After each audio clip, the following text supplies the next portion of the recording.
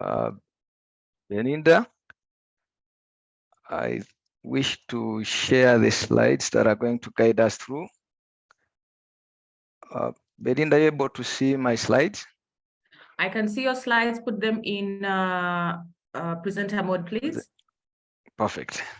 Great. It's very clear, Charles. Okay. A very good morning to all people on this call. I take this pleasure and honor to thank Enterprise Uganda and your partners for this particular invitation. For us from here as CPA Uganda, as the Institute of Certified Public Accountants of Uganda, we pledge to continually support the business community in as far as shaping, but also guiding on the nature of expected relationships you should have with our members. My name is Charles, as introduced, Manager Standards and Technical Support. Charles briefly is a teacher. Charles is an accountant. Charles is a tax expert, but also an advocate. And I take this honor and opportunity to really share with you from our perspective what one would be, what kind of relationship, what kind of questions you would need to build in as far as your interaction with your accountant is concerned. Before we delve deep into today's presentation, this is going to be a brief agenda. I believe it's very pertinent that we appreciate about ICPAU, who is an accountant. We understand the role of an accountant. You can only ask your accountant or engage your accountant deeply if you know who they are and what their role is, and then we shall get on to the questions, expected questions that you would ask your accountant. Belinda, if I'm fast, please feel free to alert me, and then I regulate that speed. I know we have in audience, we have different people from different specialties, different businesses. I do not intend to teach accounting in this webinar. I'm simply going to share more of the interaction, the expected interaction that you would have with the accountant. Because the topic hinges on questions. If I give you the questions and I don't answer them, I hope you will not also take it as an offense. But I will try to, I will labor to really throw some enlightenment on a number of, in a couple of issues that I will be addressing. So the ICPA is the Institute of Certified Public Accountants of Uganda. We are established by an act of parliament. It was the Accountants Act, chapter 266 of the laws of Uganda, but this has been amended and repealed and now substituted with what we call the Accountants Act of 2013. So if anyone wants to know more of the mandate, the functions, the composition of our council and everything, that is the law that really guides our role. We are a member of the International Federation of Accountants. This is an international body that brings together institutions like you see ICPAU. Every country has their own institution that regulates and manages the accountancy profession. In Kenya, we have ISPK. In Tanzania, we have NBA. In Rwanda, we have ICPR. In Burundi, we have OPC, and many other regions, other countries will also have their respective bodies. So we all come under the ambit of IFAC, and regionally, we are members of the Pan-African Federation of Accountants. This is an African body that tends to bring all of us from the African continent in as far as the profession is concerned. Our mandate is twofold. The mandate of CPA Uganda Now, when I talk about the Institute of Certified Public Accountants of Uganda, when I talk about CPA Uganda, when I talk about CPA, I will use them interchangeably. You will forgive me.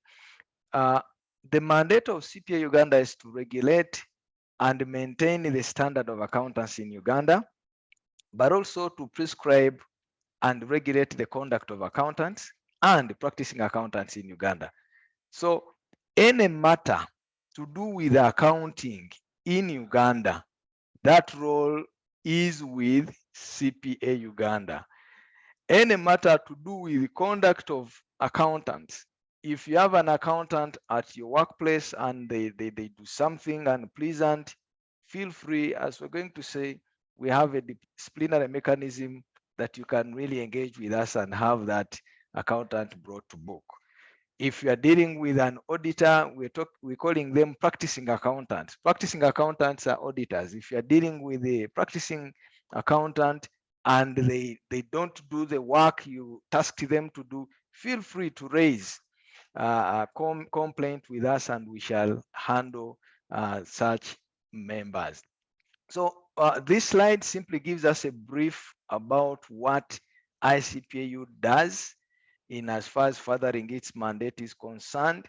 We do training courses for accountants. We have a course for CPAs, a CPA course. We have a course for accounting technicians, which is ATD. We have a course for tax specialists, which is a certified tax advisor course. These courses are all geared towards ensuring that you, the business people out there, you, the people serving in the market, really interface with people that have the skill, that have the abilities and the competences to serve the business community. We also admit members. We have a code of ethics. The code of ethics enshrines the do's and don'ts for accountants. We prescribe standards. We give guidance as far as Uganda jurisdiction is concerned. We are the ones mandated with the telling Uganda which accounting.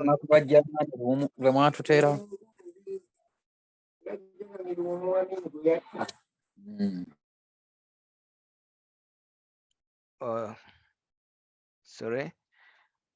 We have the mandate of guiding which standard to apply where, and we'll do that for the entire Ugandan economy, whether you serve in insurance, whether you serve in banking, whether I've seen people in SMEs selling fish, I've seen people in providing cleaning services. We prescribe standards that you should follow when you are doing your accounting, when you're doing your financial reporting, whether you're big, medium, or small. We issue certificates and licenses to our members. We do quality checks to our members.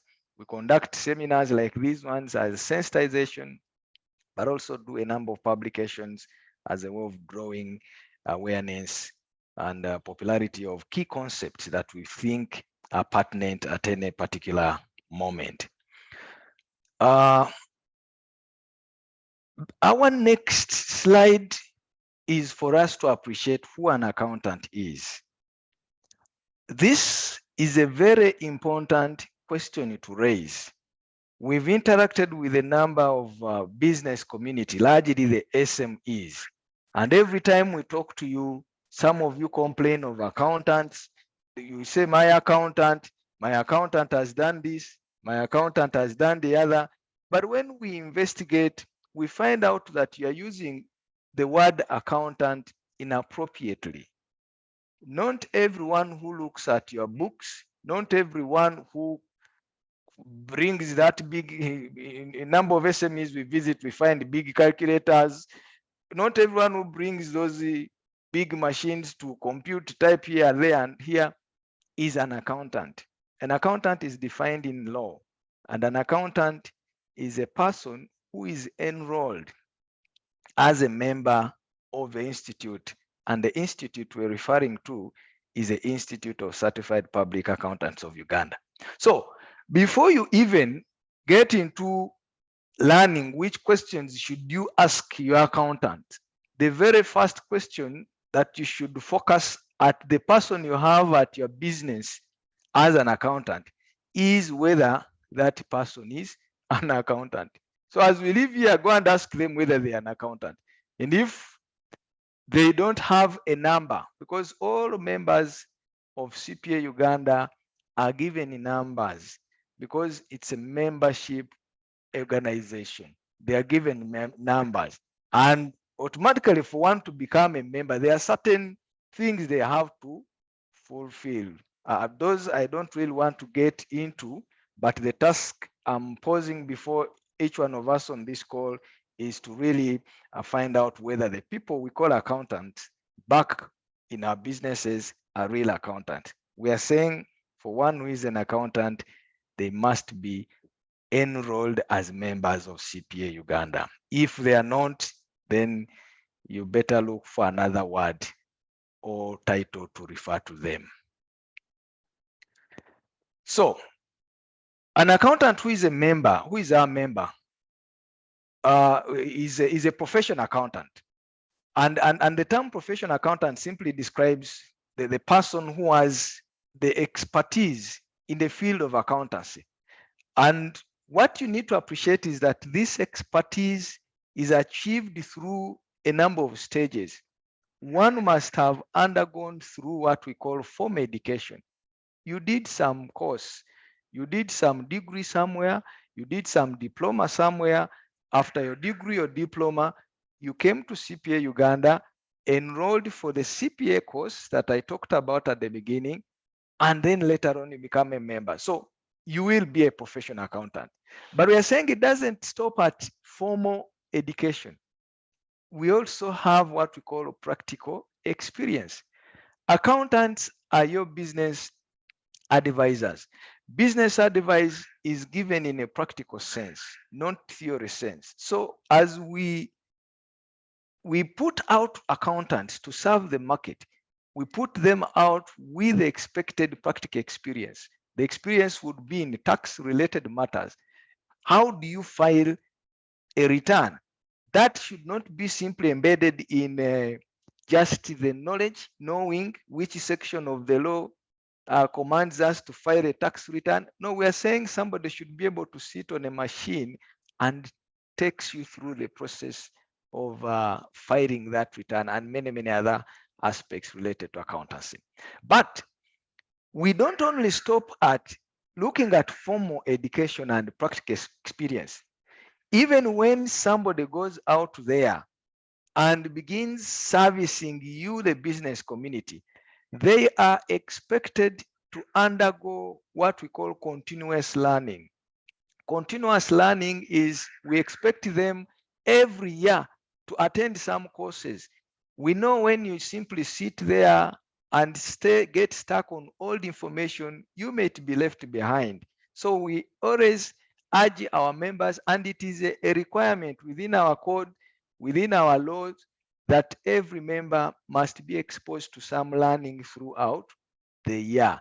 And that is what we call continuous professional development. So an accountant who is profession, we're saying, is one who will have the expertise they might have acquired in formal education, practical experience, but also continuous learning. And with that expertise, we believe that accountant is able to demonstrate and maintain competence, adhere to the code, respect the standards, but also enforce regulatory mechanisms expected of a particular sector within which they serve. So I know we are from different sectors. When we talk about accountants are spread all over. We have some accountants who are in business and industry. These are the people who service you. If you have an accountant back at your company, he's an accountant in business and industry. An accountant working with you as your employee is an accountant in business and industry. We have accountants who are in education, those who are helping us teach students that seek to become accountants in the future. Those are accountants in education. They could be professors, they could be lecturers, they could be whatever connotation you attach to them. We have accountants in tax and economic policy. I believe you are aware accountants play a very critical role when it comes to tax matters. I know back in your businesses, whenever you have glitches here and there with URA, you will call on your accountant to guide you, to help you on how to assemble your financials, assemble your records for tax purposes. We do commentary on economic policy. We were very, very much engaged and involved as an institute in the COVID period, advising government on policies that would help revamp the economy from the direction it was taking. And that is accountancy. Public sector, those accountants that work with the government, and then public practice, these accountants that you call the auditors. Auditor wange, auditor wange. Now, auditor oyo is what we classify as accountants. So when we talk about accountants, ladies and gentlemen, accountants are spread all over. And for you to learn which questions you should ask your accountant, it depends on what capacity are these accountants, what capacity do they mirror, or what relationship they have with you. The role of accountants is evolving. I will not delay much on this, but ideally we are creators of value, we are enablers of value, we are preservers of value, we are reporters of value, but we are also internal auditors. These aspects are shared with our accountants, that we need to move away from the traditional thinking that an accountant is simply a bean counter, an accountant is simply somebody who will come and punch in figures, debit, credit, the accountants on call. I've seen John on call, I've seen Florence on call. We are moving away from that connotation that has been attached to the profession. And we are saying accountants are creators of value. How do we create value? Accountants play leadership roles. We play governance roles. We play key roles in strategic management. We play key roles in resource allocation. What your accountant does at your workplace, we are saying, should not simply be taking a record of what has transpired, but we're saying they should play that key role in guiding the entity to better and better levels. Enablers of value, we are financial analysts, we are cost accountants, we are management accountants. In other words, we enable value. We process data that can be used for future use by the entity. If, for example, an entity wishes to make a decision on, you want to start a business, a branch elsewhere, you want to expand away from Kampala, for you to make that decision, we are saying an accountant would be key to enable that decision. By using their data, using the information, you can easily make the decision wisely. Preservers of value has to do with risk management, assurance, and compliance. You will notice that a number of our businesses, there are a lot of compliance aspects we need to abide by. Just of recent, I think a week ago, you heard about the issue of beneficial owners. Many of you flocked to Uganda Registration Services Bureau to submit your return on who the beneficial owners of your entities are. And I believe your accountants guided you, your accountants played a key role. Incidentally, surprisingly, I was not surprised to see a number of people who are queuing up were accountants, queuing up to make these returns. And then internal audit automatically for it, it does the checks and the checks within the business operations.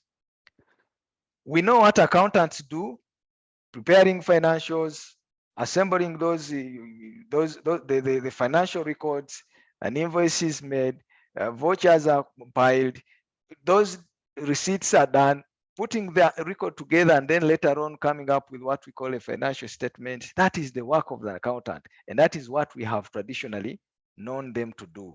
Tax services, cost saving, audit and assurance. I think accountants are the hardest people in any business, because they always are tied to the aspect of cost management.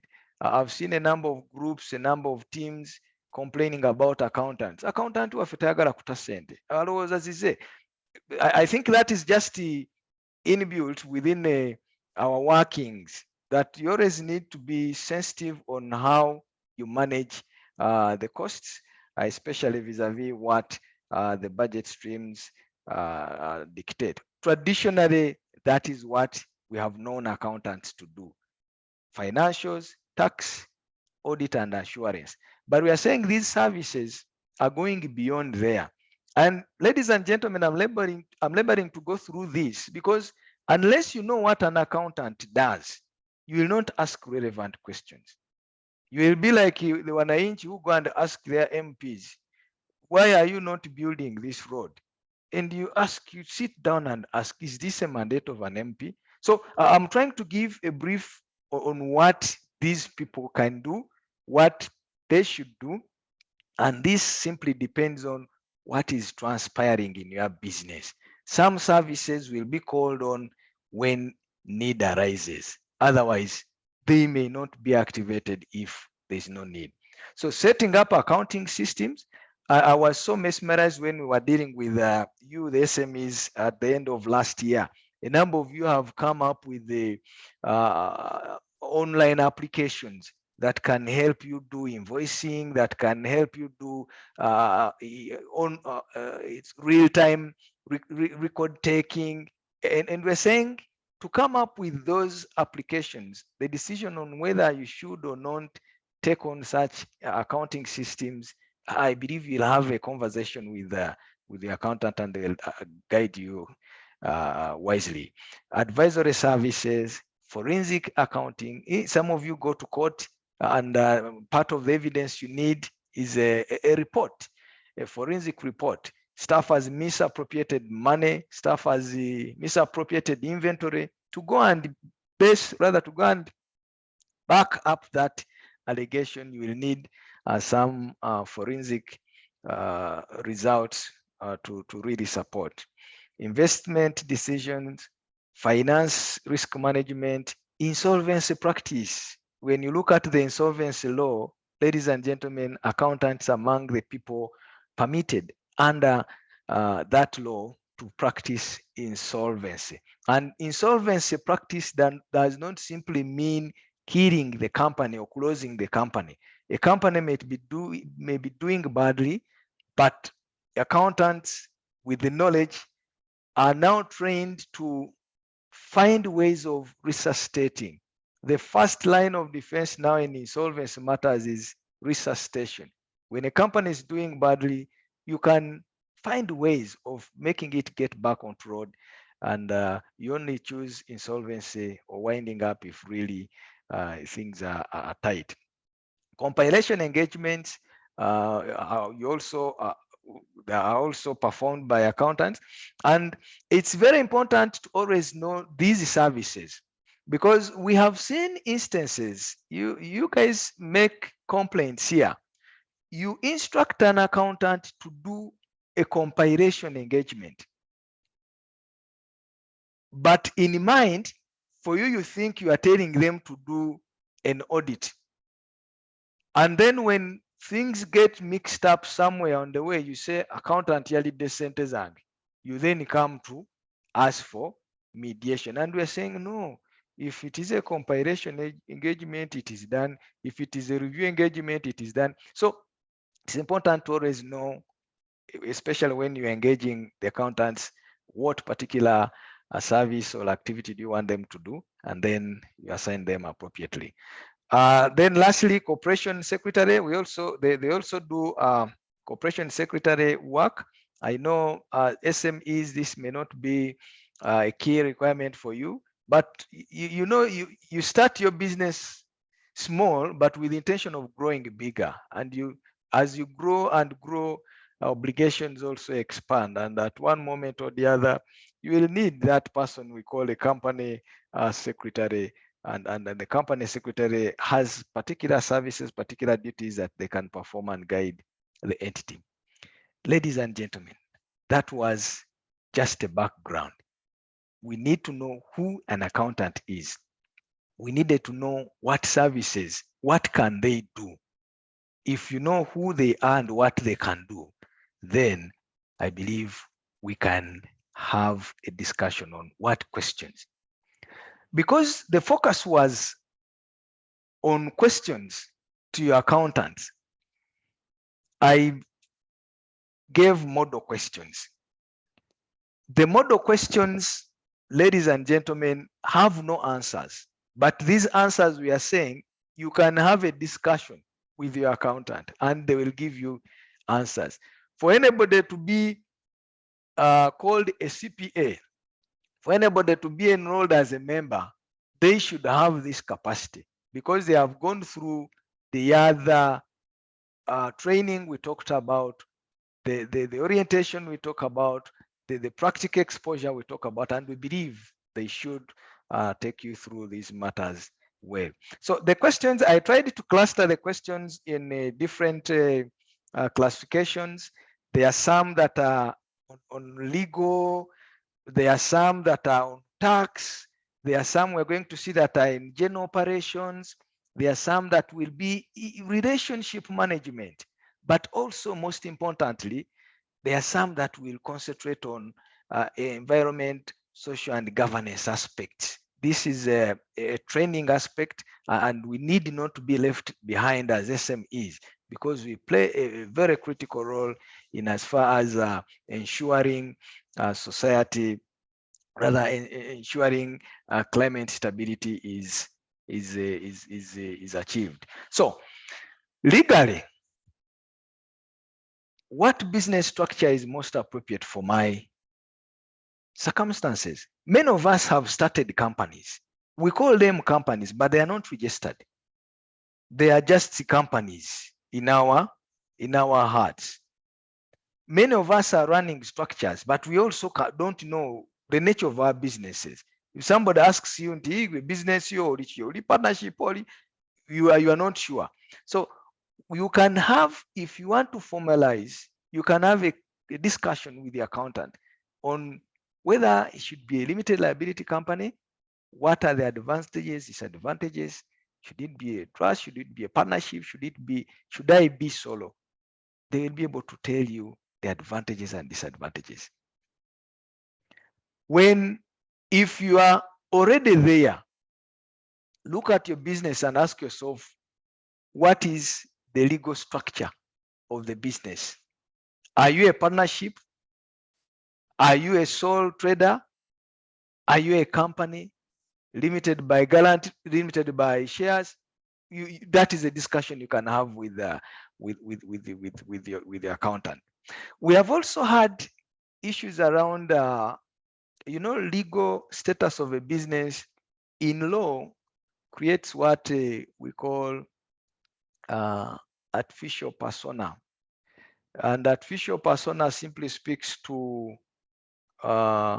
corporate identity. When you start your business, I've seen this as a big challenge amongst the small and medium enterprises. You find somebody seated in their retail shop and they make purchases of something. Let me assume. Sorry, I mix. Belinda, I hope it's not an offense. I always, this has always been my approach. But whatever words I say in a language you don't understand, ladies and gentlemen, you have not missed much. But what we are saying is somebody buys something.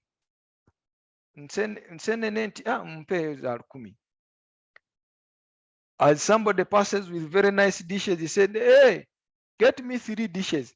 So when this person was doing this, I asked her, where are you getting this money you're using to buy these things?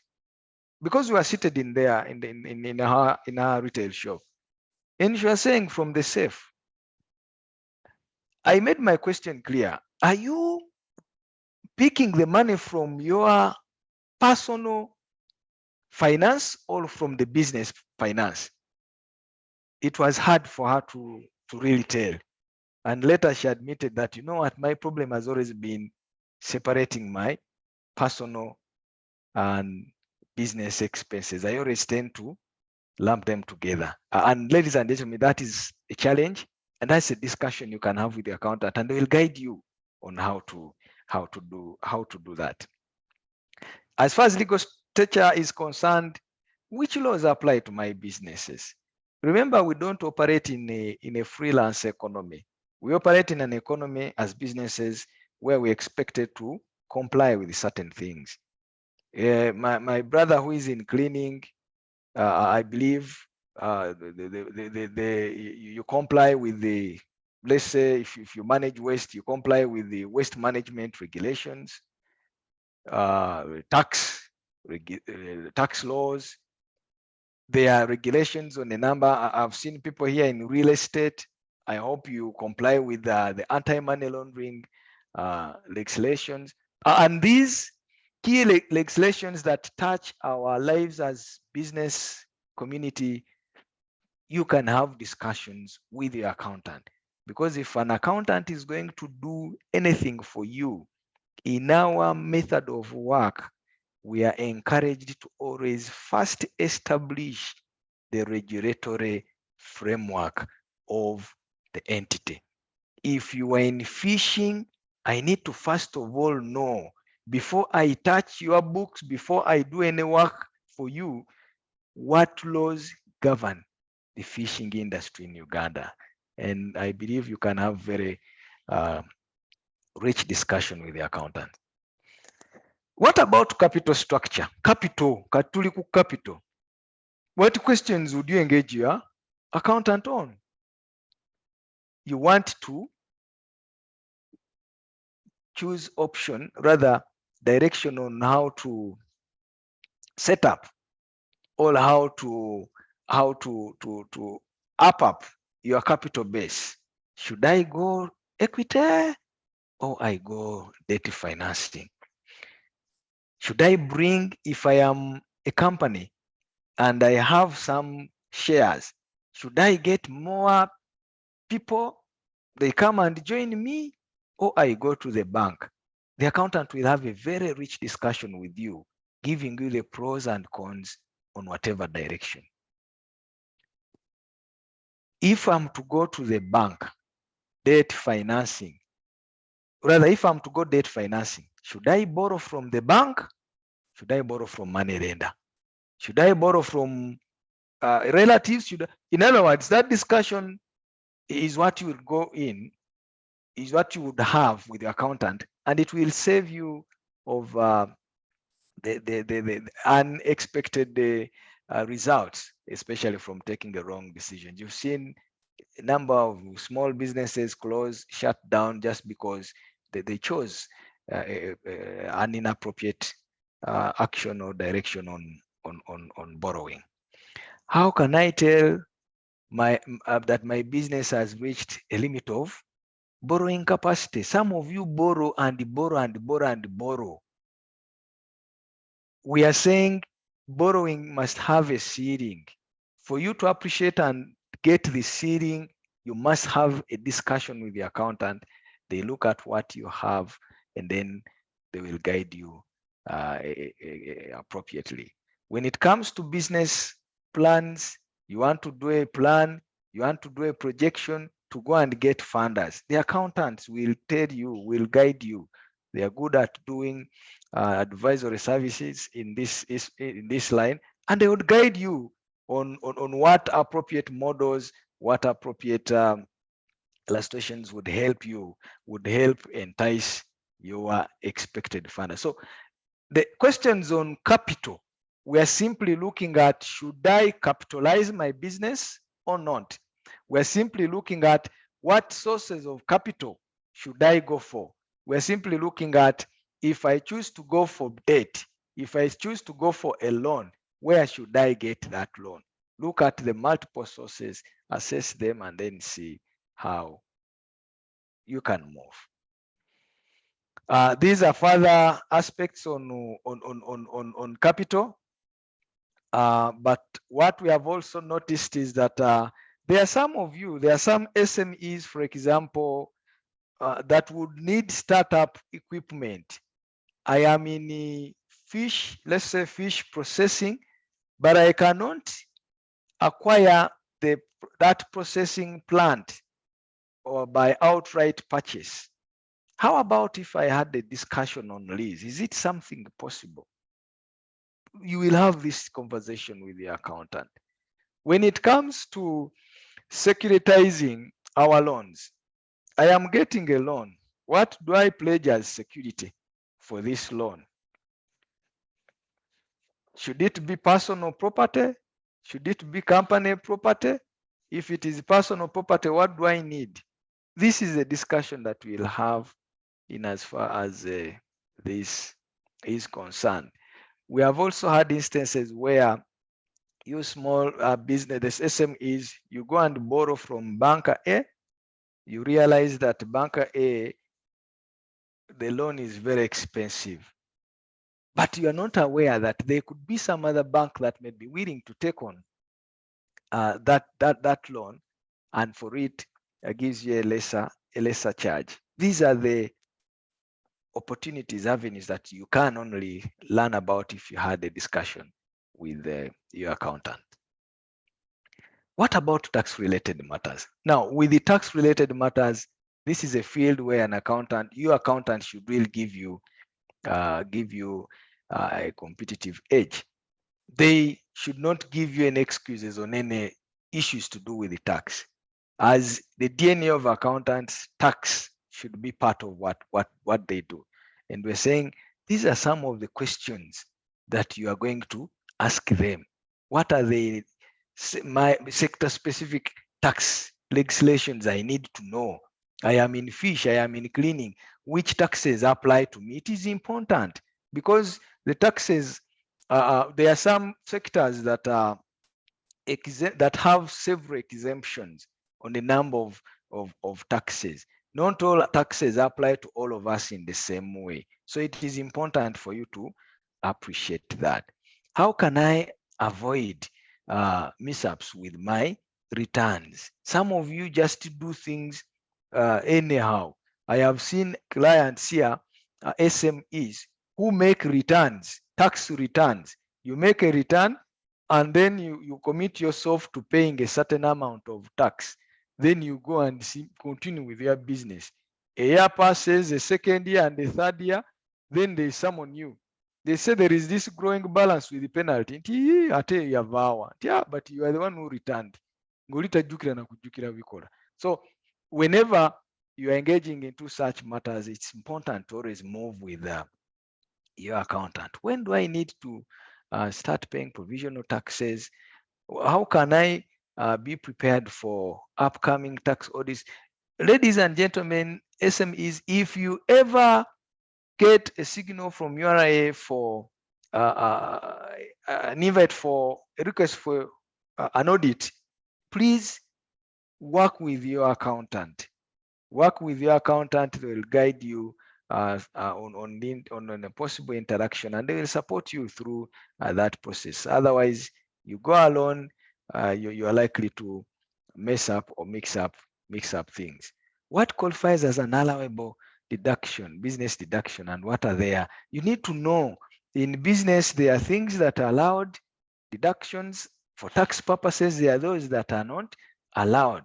You need to know the nomenclature we apply in our financials, in our record keeping, also acts as a red flag when it comes to tax matters. But that accountant you have, that accountant you deal with, will guide you and help you on how to do this. How do I deal with loan accounts between my business and family members? We have seen some of your businesses. You keep injecting in money, and the payables, the directors, you call them directors loan. Directors loans keep accumulating. That directors loan has an impact on tax, and they will always, you will need to deal with the accountant, and they guide you before you commit yourself to such an engagement, whether you need to have an agreement, whether you need to have A or B or whatever, such that in case anybody raises an issue, you clearly have a reason for it. There are other tax related aspects that we need to look at.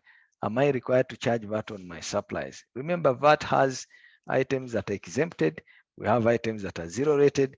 We have items that are standard rated. What you deal in, are you supposed to pay or rather to charge VAT on them? What does the law say if you deal in a commodity that is supposed to charge VAT and you don't charge VAT? We are saying this is a discussion that you need to have with your accountant. How can I obtain tax clearance? Business people, deal with your accountants. They will help you do all this. I have met a number of you at URA, some of you at URA offices, stranded and puzzled. You don't know how to proceed. Yes, it may be a cost saving mechanism, but at least cost save from a learning perspective. Cost save only when you know what to do. Otherwise, if you think you will hit the ground direct, it may be a challenge for you. What records do I need to keep if I intend to scrap or dispose of non-sellable inventory?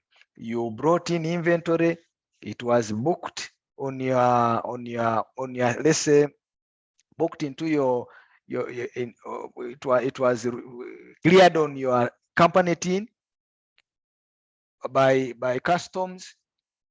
You get here, you fail to sell the inventory, it goes bad or something happens, and then later on URA comes and says, you have under declared, you brought in merchandise worth this million. We don't see this captured anywhere in the sale, but you don't have any record that the inventory got obsolete or turned unsellable. This discussion is the one you need to really have with the accountant. How often should I consult with my accountant, with you, my accountant, about tax issues? These are aspects that you need to keep in mind. Remember, tax issues are issues of deadlines. They tell you to file on 15th and you file on 16th, you're already into the penalty regime. We are saying this is something that is avoidable, something that you can learn and appreciate once you deal with your accountant. There are questions of relationship management. Remember, we said accountants are preservers of value.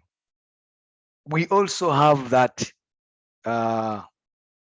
growing trait within the profession that you don't just go to a client and provide services. The only time you call the client is when you are going for audit. No, CPS woman, that is not what we say. We're saying there is need for that relationship management because we provide a service, and these services are ideally personal services. Personal in the sense that they are provided by individuals. So some of the questions we'll need to engage around the sort of events in my life that are important for my accountant. What do they need to know? How can I maintain professional and productive relationship with my other stakeholders? This guidance will be given to you. The accountant will guide you because we train them to be relationship managers, and you cannot deal with stakeholders unless you have that proper relationship. There are some of you that work in retail, that run retail shops. There are some of you that run supermarkets. For a supermarket, we're saying there are suppliers that will be giving you merchandise. But the relationship you have with them, the way you manage it, will determine whether they'll keep supplies coming on credit or not. So it's important to engage the accountant in such a discussion. There are also issues to do with IT and risk. And here we're talking about accounting software. We're talking about fraud. We're talking about bookkeeping systems, but we're also talking about the implements we use. Discuss with the accountant. We have, we want to bring on board, we want to hire should we buy a photocopier or we should get it on lease? The accountant will not simply tell you yes or no, but will give you justification. And as a proprietor, as the director, you choose the course of action, but at least course of action that will have been based on on guidance. Operational, now these are just general questions. How do I tell that I am on the right growth path? That discussion you can have with the accountant. How do I prepare cash flow statements and how do I use them? That discussion you will have with an accountant. If I am in a cash crunch, what costs can I cut down? That discussion we'll have with an accountant. They will tell you the essential aspects of the business, the non-essential, those which can wait, those which can wait for 2 days, those which can wait for a month. They will give you this discussion such that you appropriate the funding appropriately. Use these accountants and they'll guide you. How do I tell that I'm breaking even? In other words, how should I really have that desire of continuing in business, even when I may not be making reasonable profit? The accountant will tell you, making reference to the data they have compiled. What controls should I have in place to prevent misuse of funds? The accountant will tell you. Some of you uh, tend to have poor controls. And when you have in your business, you don't have clear controls on certain things. They could be on stock, it could be on money. There will always be that privilege. Your staff will always move out with a bag of cement, let me say. They will always move out with something. But once you engage with an accountant, they'll tell you that we need maybe what we call stock cards. We need somebody here such that if anybody wants something from there, they should ask. But this person should also work in relation to another person this way.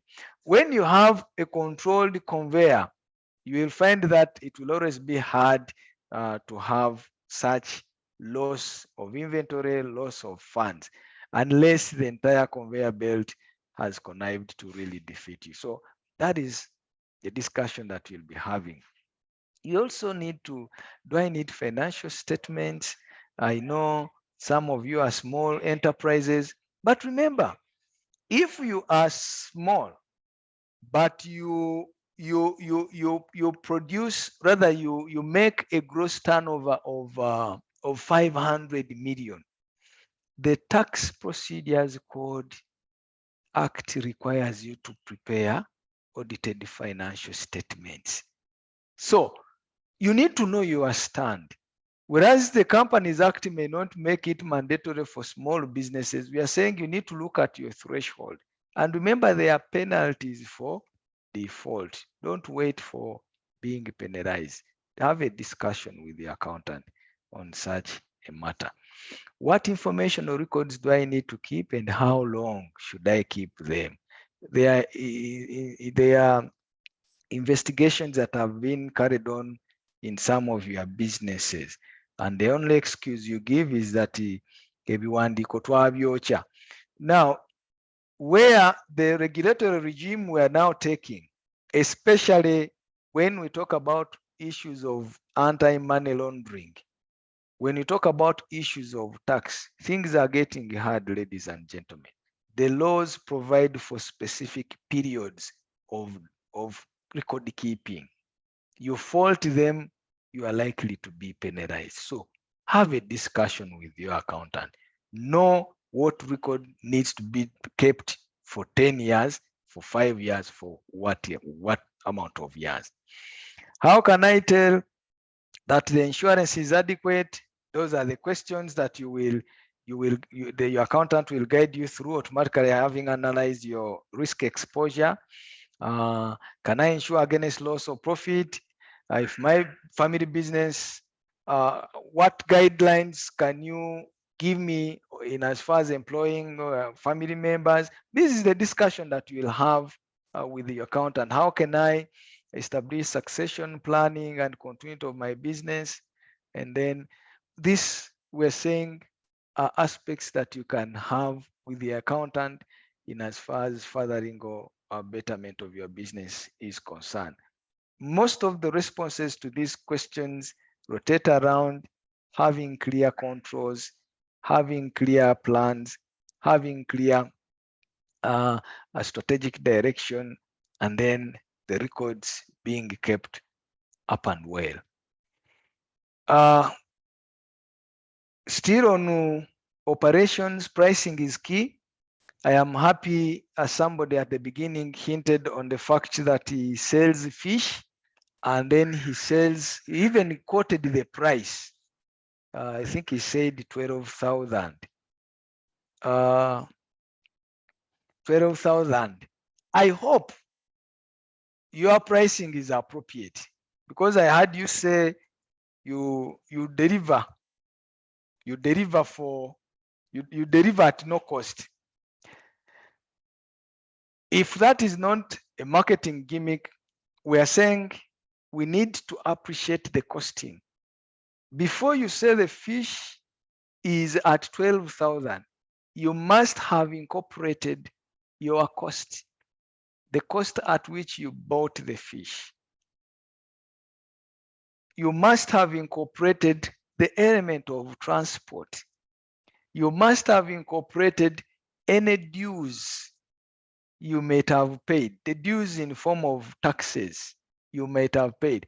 And automatically, you are not in business for free. You must have incorporated some profit margin. So when you say 12, Kansubire, it caters for all of those.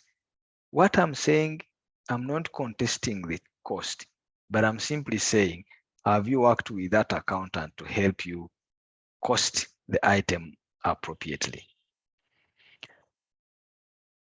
Which indicators of my business's financial performance should I be tracking weekly? There are certain things you need to be tracking periodically. Some of you deal in merchandise which is not easily obtained on the local market. It would be absurd, for example, for your client to come in at your business to make orders. They make orders, but you don't have supplies. Why don't you have supplies? Because you did not keep proper record of inventory movement. I had an interaction with some people who deal in selling church wine, specifically Catholic church wine.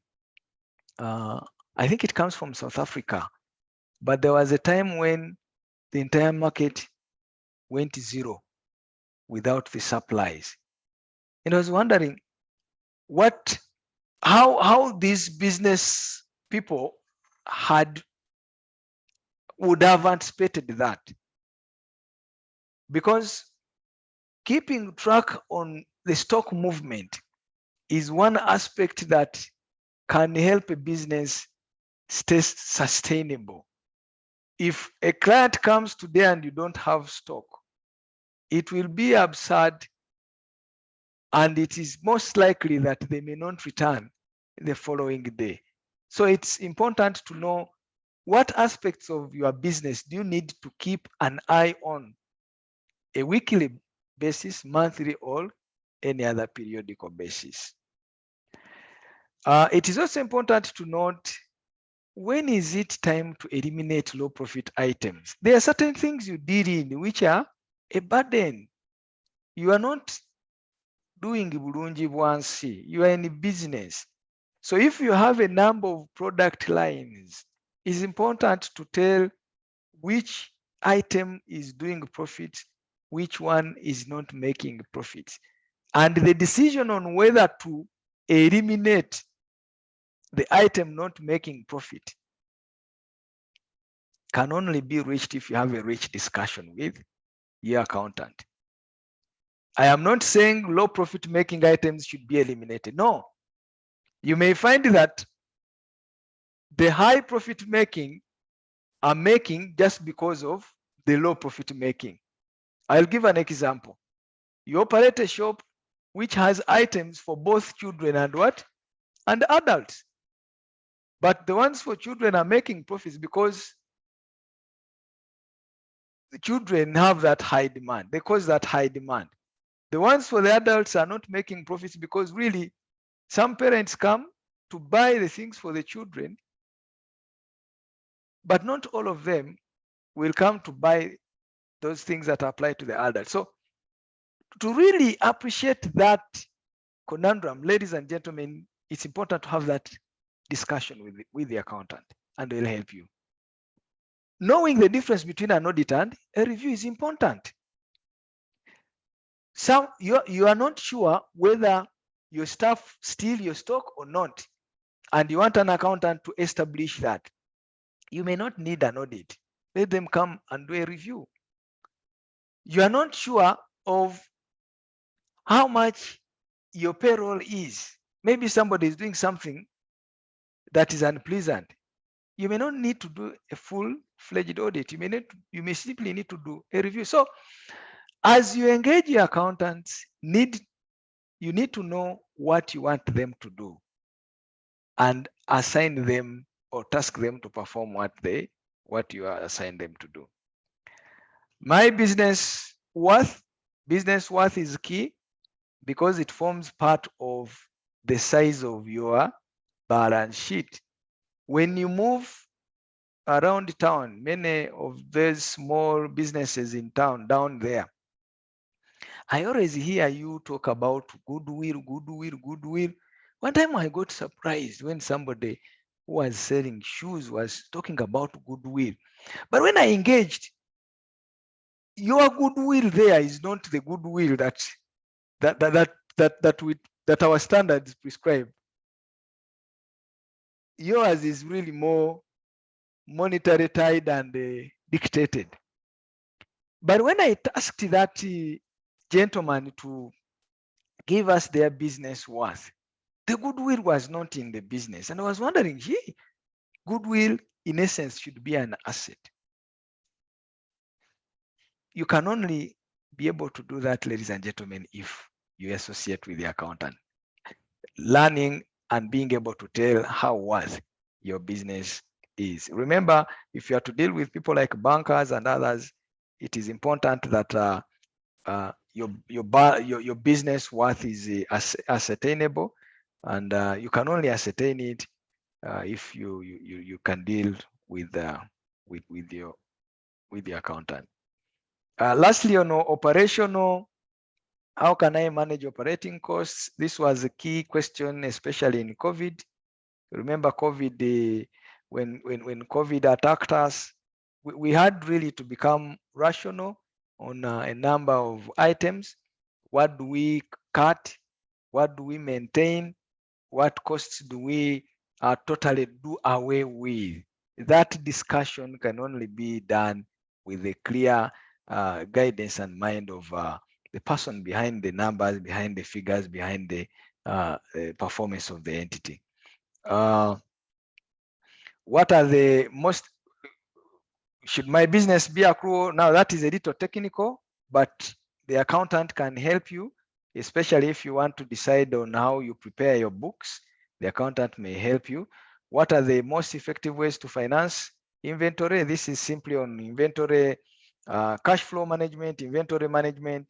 Should we tell suppliers to bring and we pay them? What should they bring today and we pay them after 2 days? Should we pay them after 5 days? Should we pay them after a week? That assessment, ladies and gentlemen, is possible if you have a financial expert, if you have an accountant who can tell you, who can balance the boat for you. Because if I bring my merchandise as a supplier, I need to be paid as soon as possible. But for cash flow management, depending on how fast, how quick the merchandise flow, you may need to retain that payment. And to really harmonize the two conflicting objectives, you need the power and the intervention of an expert. And an expert here is an accountant. Credit policy, it's rare. I believe in your businesses, it's rare really to manage the business without extending or having a credit policy. But it's important that you know what the credit policy is, how far it can go, what kind of privileges does it offer. If you give someone something on credit, that ties your cash flow. And yet cash flow is the lifeblood of your business. So, but customers, to keep relationships, there are customers that will take things for credit. So as a businessman, as an entrepreneur, as a businesswoman, how do you really harmonize this? Should I give out credit for such days? Should it be 10 days? Should it be the other days? That interpretation and management can be done and really shared with you by your accountant. How can I speed up collection of, some of you are in business, but you have loaned out to a lot, and you find your receivable base is big. When the receivable base is big, it means the business cash flows are limited. So you need to find a way of managing those receivables. Receivables are people you are expecting to receive money from. The bigger they grow, the lesser your cash becomes in the business.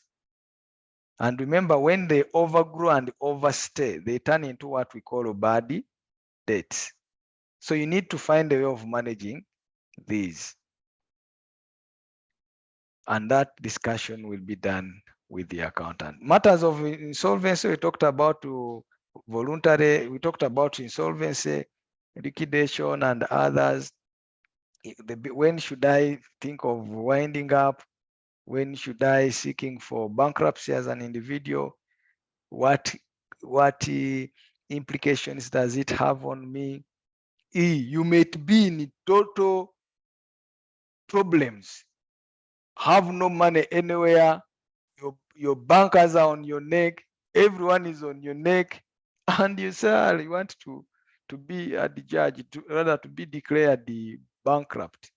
But we are saying that is a discussion that you can have, because every step you take, every amount rather every decision you make, you should expect some consequences. Lastly, ladies and gentlemen, is about ESG. ESG is environmental, social, and governance, and then emerging trends.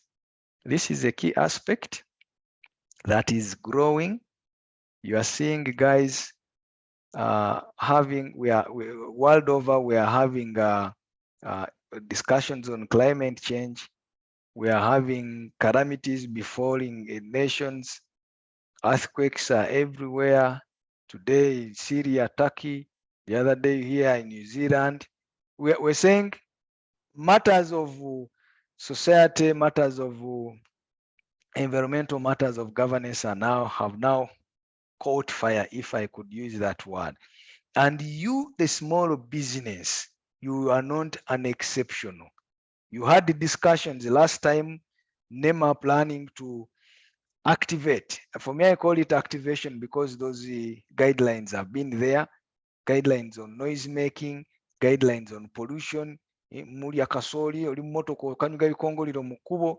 Those things we are saying should not be should be looked at with a clear mind. Now, in your business, what do you do? You are processing fish. Where do you throw your residues? You are dealing in this. How do you impact the environment? And if you now impact the environment, what are you doing to resuscitate or rather to arrest that pollution and contamination? It's a discussion that you can have. With the growing and evolving role of accountants, we are enlightening our members on matters of ESG and climate change as a whole. And when you see, we have what we call the Africa Integrated Reporting Council that now has trickled down into the Uganda Integrated Reporting Committee. And that committee in Uganda is going really to manage and ensure promotion of aspects of ESG. ESG is enshrined in the UN development goals. ESG is enshrined in our environment, in our constitution, Ugandan constitution of 95, but also in a number of environment related laws. But what we're simply saying is it's important to really tell whether your business model is sustainable. I know some of you get funding from different donors, you get some support from elsewhere, PDM comes up, you get some money, but we are saying you must have a model that is sustainable. Funders now no longer want businesses which don't have a clear map plan on where to go, on how to keep, how they will stay in business. So is your model sustainable? Your accountant will help you discuss this. Sustainable in aspects of business existence, sustainable in aspects of continued stay in community, because if you are set up somewhere, some of you go and set up maize mills in residential areas. You fly in the air, you make noise all over. Some of you operate these things are called what? They are these small scale factories that make bricks, 99 bricks. You operate overnight, vibrations into ground, you have undercut people's houses. We are saying sustainability looks at the business itself, but also within the community it is. And this assessment is something that will be shared with you, but with the accountant. Should I have a board? Ladies and gentlemen, having a board does not need, you don't need to be a big company to have a board. Many of you operate small businesses, but you have colleagues. Many, I have seen this work in non-profit organizations where board members operate at on a voluntary basis. Set up a small board of people that can guide you on how to move. And we are saying the skill set you bring on board will be key. It will be important because the board should really help you to uh, to, to run and manage the entity well. This could be your pause, but your pause with mixed professional exposure and experience.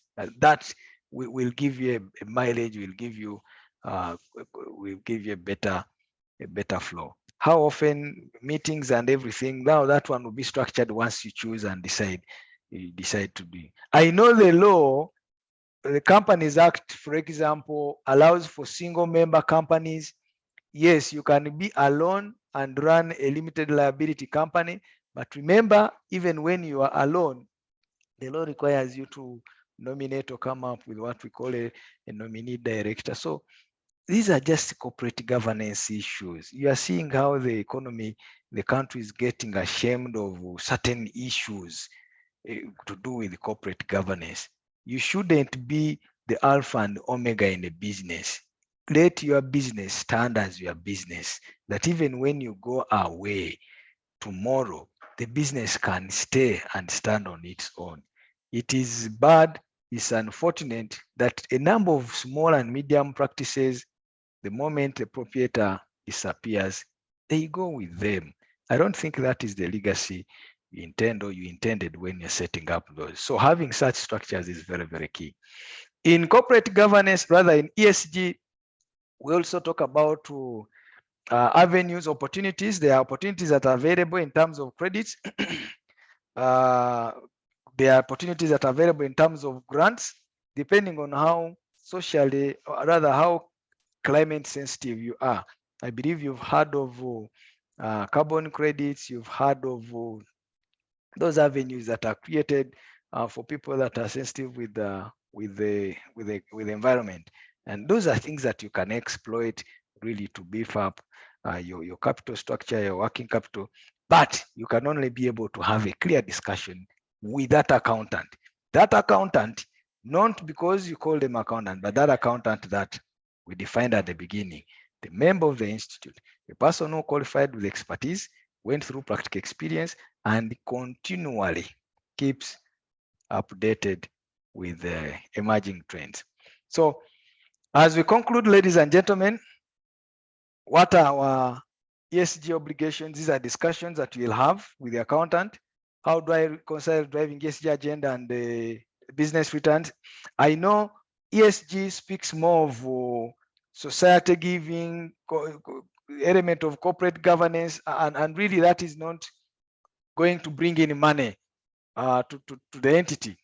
In the law, we have decisions around an entity, a company as a corporate, as an artificial persona. A company is a person, but the decisions that have been given to us are that a company has feelings, but a company's feelings are extended to it through its directors. When a director cries over, say, a mishap within the company, it will be the company crying. When a director mourns, that is what the legal the legal interpretation of the artificial persona tends to guide. So what we're saying is, if you are to go, say, and service the community, do some things within the community because you live in the community, that may be against your prime objective of making returns, because as you spend into the community, there is no direct return, and automatically it will affect your eventual return the other side. So you need to find a way of harmonizing that, and you can only be able to have that discussion with the accountant, who will give you the impact, financial impact, but also expected return out of such an activity. So we need to be other discussions, ladies and gentlemen, we shall have with the accountants are those society concerns, pollution, and issues of empowerment, women empowerment, youth empowerment, those discussions. Because with an accountant that you're having, we're saying that accountant is enriched with emerging trends through these periodic exposures we give to them. And therefore, as you're discussing with them, you discuss and see how you can take a part in such activities. But importantly, accountabilities are key in as far as ESG performance is concerned. Ladies and gentlemen, don't ever let your business get ahead of your financial side. Accounting, know your numbers, know your performance, but also know what your accountant can do. It is only once or when you know what the accountant can do that you can engage them in a discussion that matters. Thank you, ladies and gentlemen. Belinda, I hand over back to you. Charles, you are indeed a teacher. What an amazing session. Wow. And I just need to remind all of us that ESG stands for the environment, sustainability, and governance. We need to govern those two aspects of our businesses. Yeah, it seems to be a global trend lately. Wow, Charles, we have 9 minutes. We have 9 minutes to answer a few questions. This is the Business Recovery Series with Enterprise Uganda. And today we are talking about our relationship with our accountant, especially what we should be asking them as far as our businesses are concerned. Charles, we already have some 2 questions in the chat. Henry is asking, what are the basic accounting skills that you would recommend for a new business, and at what point should someone take on an accountant? Because you and I know that when businesses are still in their early stages, they probably cannot afford an accountant, but what are the basic things that they can do to prepare for this? And that is Henry. And then we also have Amani Albert, who says, when it comes to business worth, how do you calculate or know your worth of your goodwill? So I'll ask Charles to answer those 2 questions, and then we'll come back and take maybe 2 questions from the people who've raised their hands, and then we'll close this session. Charles? Thank you so much. Thank you so much, Belinda. Thank you, guys, for the questions. I will not give a prescription. I know there are colleagues of mine, the CPAs here, who may have a word or 2 to add. But What accounting skills would someone need really? With accounting, we're simply talking about having the ability to keep that record, but keep the record well and complete. If it's a matter of, let's say, a purchase of something, I should clearly be in position to document that entire transaction. I have my mom engaged in a small business. When we had this discussion at one point, she was hesitant, but she's now picking up. You don't need to go and learn. If you can write and read, by the writing a record, you could even write in your, now I'm trying to trickle it down to really the lower level. You can even do it in your language. Simply get somebody to demonstrate to you on how to do this. We were with the CPA Ronald Mukasa just the end of last year, trying to draw demonstrative templates that can be used by small businesses.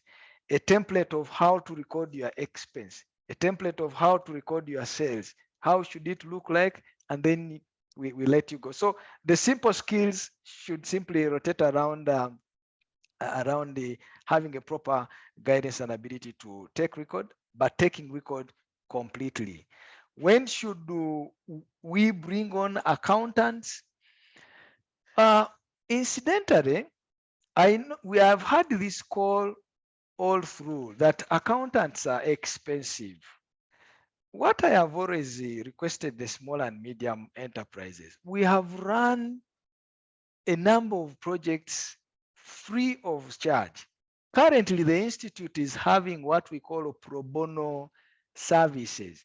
We have asked our members, John is on call as he's working on, I think he's working with 2-3 clients on a pro bono basis. We have asked our members who are willing to offer services free at the beginning. Probably later on you will discuss on how to manage the relationship. But we placed the call. Few of you have turned up to this. And we're saying the call is still on. At what time should you bring on an accountant in business? An accountant should get into the businesses at the time you start the business. How should they do? We are saying try to explore these free opportunities if you believe it is costly. Try to explore the pro bono services if you believe employing them, engaging them is costly. Because if you bring them late into business, you will find you may find that you have a lot of things to really put upright. It's better to start with them and start with exploiting such avenues like the pro bono services. There was a question, the other question, Belinda, was on, I think it was from Amanya. That was, let's see here. That was, who is this? Oh, did I lose that question? Yes, Amani Albert, how do you calculate, I want to know your the worth of your goodwill? Oh, I will not really go technical into doing that. Like I said, we have from our side, we have standards. We have standards that really guide us on how to do that, and that would really be too technical. But from your side, as the small and medium enterprises, for me, when my sister takes on a shop, a stall, she's told goodwill wano wa mitwalo kumi. Now that is the value of the goodwill. So when you are valuing, that is the value, because that is what you would pay for. That is how you could do. I could state your goodwill as people in arcades, as you interpret it down there. The accounting goodwill, that one you need an accountant because there is a particular standard that really guides on it. Okay, that must be the valuation of the business. So we have 3 minutes to end this session. and we want to keep time. We will ask Ikara Aloysius, Asaf Biamugisha, and Kaduyu Abdallah to ask their questions, and then we'll get a response from Charles, and then we can close. So Aloysius.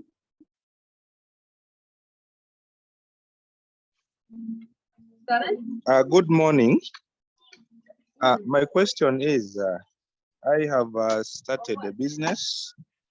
Remember that time of COVID, I had put maybe 10 million shillings in the business, and COVID came in, interrupted it.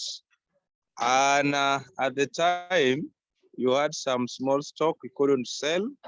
You've lost the documentations, and now you want to restart that business. What would you call as your startup capital? The money that like you've gone again to borrow to inject the business, that was to start, and now maybe as you sell the balance that you had in stock, you add on to what you borrowed to make your running capital. Oh, I wanted to get a clarification on that. Okay, thank you. Asaf Biamugisha. Thank you, Belinda and Charles, for the inspiring morning. I have a question about fraud. I would want Charles to elaborate. I don't know whether time will allow. What statements perhaps we should ask our accountants to make us understand as business owners, to double check and make sure that there is no fraud where perhaps they are involved as accountants. Thank you. Okay, thank you, Asaf. And Abdallah will ask our last question for the morning. Abdallah.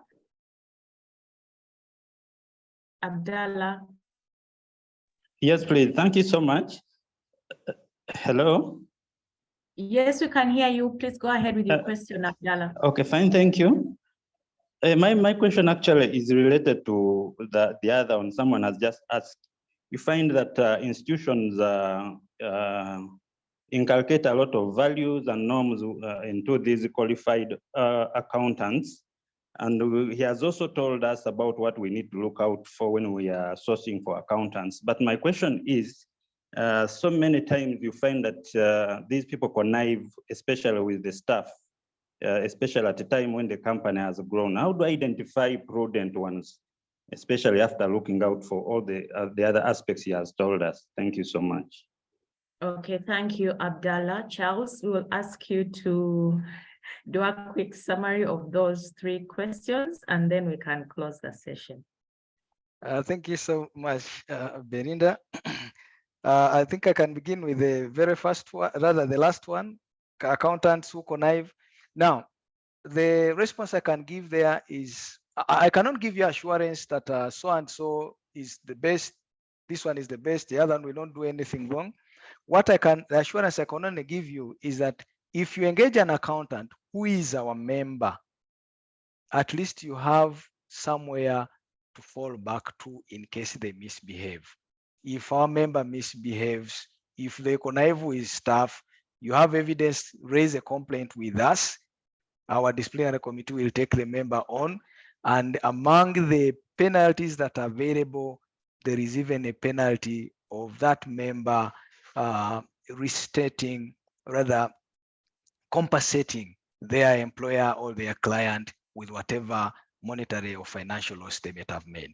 So what I can only say there is, once you use a member, you can at least have a fallback position. If he's a non-member, then that will be very absurd. That I think trickles still down into, it trickles into the fraud issue that was mentioned. You know, we work in a community, we work in an environment that is really composed of people with a different character. And character is really a personal issue. As a profession, we have the code of ethics, we have the commandments we have. God set the 10 commandments, but we keep faulting them day in, day out. And really that you cannot blame it on God or blame it on who, but the individuals themselves. So with the fraud, with the inappropriate behavior by those people, it's really a personal issue. But the only guarantee I can give is that where that person is a member of the institute, at least you can take them on and have them disciplined and recoup your expense, rather your whatever you might have lost. The last one, Belinda, was about the accounting, somebody who went and started a business. Now, in accounting, there is what we call the accounting equation. I will just use this as a simplicity. The accounting equation, we always look at the assets of any business must equal to the liabilities, if they are liabilities, and then any capital to form a business. If you don't have any capital, then the assets should be equal to the liabilities. Where your business makes a loss, then you will capture that as a loss. And any introductions will now be, because if you go and borrow, you get more money, that will simply build on your liability side. But as you know, the liability side would be on the same side as your capital, but it will not be the capital per se, because at some future time, some future date, will have to return. So in simple terms, your loss will be captured as a loss for that year. Continue moving. Now that you have got a loan, that loan will go and temporarily shield the capital that was eaten up, because they are on the same side. And then probably as you go in this year, the other year, you will get into better position. Lastly, Belinda, I saw somebody ask about what is that goodwill. I think the goodwill I was talking about. I made a clear distinction that for us in our standards, we have our goodwill, and that goodwill is clearly provided for in the standards. I think that is ISA 38. For you people in the arcades down there, I have had people, you want to rent somewhere, somebody tells you, 150 per month, but I have goodwill of 200,000 shillings. I want goodwill of 200,000 shillings. So that person for the first month will pay 350,000 shillings. That is how they compute their goodwill in the arcades there. If you want to know more about it, you need to interact with the people in the arcade down there. But I believe it's still to do with the brand, to do with the location, to do with the building, and many other aspects in the sort. Thank you so much, Brenda. Yes, Charles, you need to share your number with us. Maybe you can type it in the chat. Let's catch up with some of the messages. Charles, people are appreciating your services this morning. Thank you very much. And also thank you for answering most of these questions. Someone is asking, are we about to start paying ESG tax? And then I think the question of pro bono services has been answered by, yes. Charles has answered the question on pro bono services. Rogers, we are going to send the slides. Enterprise Uganda always shares the slides of the presentation. And yes, very many praises for you, CPA Council, Charles. Are you a lawyer, Charles? Yes, I am. You are a lawyer and an accountant. And an accountant and teacher, yes. Wow, that's such a great resourceful combination. Yes, we've talked about the goodwill, and Charles has shared his number in the chat. Okay, we've had a great morning. I think we put our public holiday to very good use. I want to thank you for joining us this morning. We have been, I think we hit 70. Yes, we hit 70 at some point. And yes, it is still January, we can still plan. Please join us next Thursday for the Business Recovery Series with Enterprise Uganda. I've been here moderating on behalf of Ronald Mukasa, who has another engagement right now. So thank you so much for your time. Have a great public holiday.